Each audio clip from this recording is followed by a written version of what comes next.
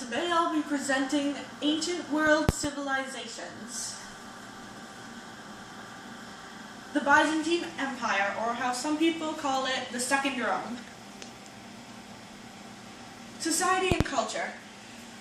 The Byzantines called themselves Romans, spoke Greek, and lived in modern-day Turkey. In the Byzantine Empire, they had different ranks. The emperor, who made all the important decisions while being aided by his inner circle of advisors and bureaucrats. Next in the Senate, the army, the wealthy citizens, the middle class, and the majority who were poor. The main culture in the Byzantine Empire was Christian, led by the emperor. Okay. Politics and law. The original Romans looked at their emperor a little differently than the Byzantines. They thought that their emperor was a god. The Byzantines thought that their emperor was the god's representative on earth. Like all civilizations that had survived, the Byzantines had a great army and bureaucracy.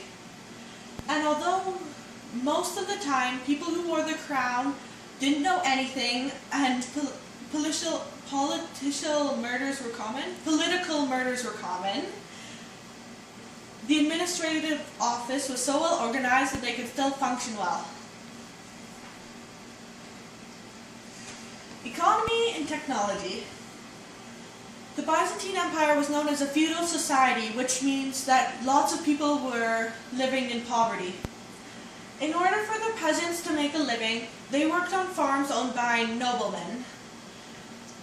Every time the peasants would farm or harvest their crops, they would give a portion of what they harvested to their landlords, and the landlords or noblemen would pay their taxes to the king and the queen. With the Byzantine technology, it was a mixture of architecture and machines for war.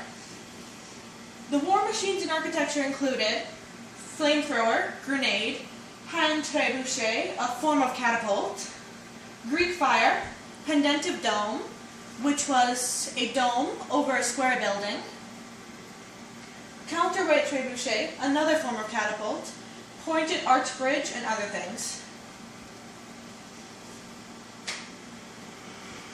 The Aztecs, creators of Teocalli, god houses, like you see here.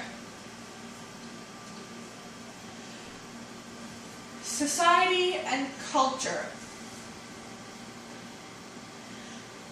They lived in central Mexico for the 13th, 14th, and 15th centuries. They called themselves Mexica. The Republic of Mexico and its capital, Mexico City, both got its name from Mexica. The Aztecs built, sculpted, and decorated huge temples, and they always gave it their all. They could also write with symbols, hieroglyphs, and pictographs to keep track of their religious events and ceremonies.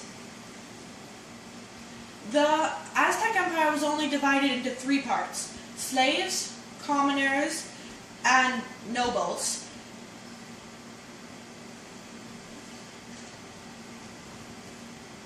Politics and law. The society was made up of city-states. Each state had a supreme ruler, supreme judge, and administrator. The supreme ruler of the capital was emperor of the entire Aztec Empire. The supreme ruler had all the power over the land in his or her city-state, was given tribute, led the military, and resolved judicial arguments. The supreme ruler had to be of noble blood and had to swear allegiance to the king.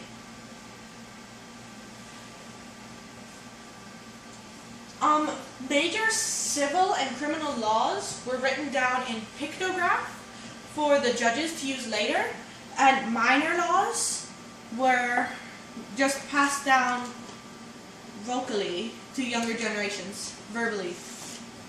Yeah. Economy and technology. Aztec economy relied mostly on farming and trade. Farmers and salesmen bartered and sold goods at the market since there was no real money back then. The Aztecs had invented two calendars. The agricultural calendar, used for keeping track of time and to predict weather and plan the time for planting crops, and the sacred calendar, used for keeping track of religious ceremonies. Every 52 years, these calendars would align, and they would hold religious ceremonies and events that day because they believed that on one of these days, the world was going to end. Babylon, creators of the Hanging Gardens of Babylon, one of the 7 wonders of the ancient world. Society and culture. The Babylonians called themselves the dark-haired people because they had dark hair, dark eyes, and dark skin. Everyone was expected to work for the good of the city. In return, the government provided shelter, food, and clothing. The Babylonians worshipped many gods, but the most important of these gods was Marduk. He was the god of Babylon. The Babylonians held many festivals to honor the gods throughout the years, and the New Year's party was for Marduk to ensure that he would help them grow their crops, make them fertile. At one point in time, the city was among the richest in the world. It showed off its wealth by building huge and decorative monuments. And it had a very rich trading empire. People had access to exotic goods and manufactured items from all over the world. Politics and law. King Hammurabi created the Code of Hammurabi. Hammurabi's code contained as many as 300 rules and laws on areas such as homicide, assault, divorce, debt, adoption, tradesman fees, agricultural practices, and even fights over the brewing of beer. The political system of Hammurabi used a system of fines to keep everyone in order. Hammurabi's successors sent people to watch over the conquered states and to collect taxes and fine people. The amount of fines depended on how wealthy or poor the person was. So if you were richer, you would be fined a lot more. Economy and technology. The Babylonians did not use money, but traded things like jewelry, wool, and food. Irrigation was extremely important for the Babylonians, and their land used to make their land fertile and grow crops. The crops were very important because they were nearly their only source of food. The Babylonians had a sundial as their clock. It was divided into 12 hours of daylight and 12 hours of night. And if the daylight was there for 12 more hours, the clock would adjust accordingly, which means they would always have 12 hours of daylight or night, no matter how long those hours really were. Then here's my bibliography. Very long.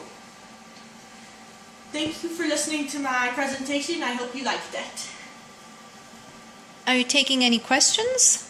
Do I have? Yes. What is Greek fire? Greek fire is a very flammable substance they put into a tube and light, and then you can blow air through the tube, and it shoots the substance at the person, and it will light them on fire.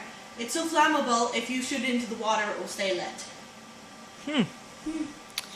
Can you just explain again, what is a feudalistic society? A feudalistic society is when many of the people, or most of them, live in poverty.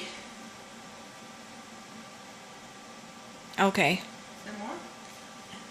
Do they have to pay taxes or anything like that? Yes, they do. Well, they give their food to the noblemen, and then the noblemen have to pay taxes. Okay, who do the noblemen pay their taxes to then? the king and or queen. I see. Okay, thank you, Emma.